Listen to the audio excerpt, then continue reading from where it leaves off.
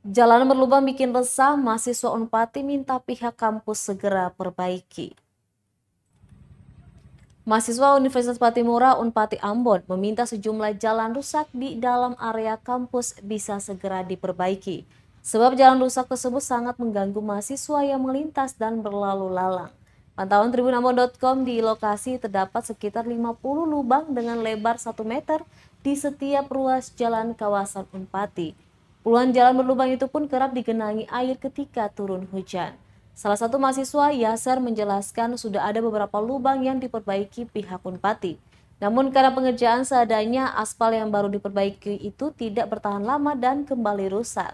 Yasser juga menambahkan ada beberapa mahasiswa yang nyaris jatuh saat melintas akibat jalan rusak itu. Senada, mahasiswa lainnya, Gufran, juga menyatakan saat musim hujan, mahasiswa harus ekstra hati-hati karena adanya genangan air. Selain berlubang, terdapat beberapa jalan yang tidak rata sehingga membuat pengguna jalan merasa tidak nyaman. Gufran berharap agar pihak Unpati dapat segera memperbaiki jalan yang berlubang demi kenyamanan dan keamanan pengguna jalan.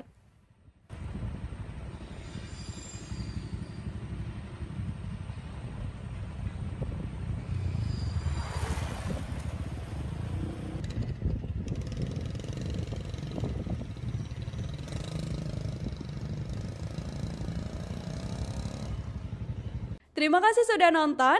Jangan lupa like, subscribe, dan share ya.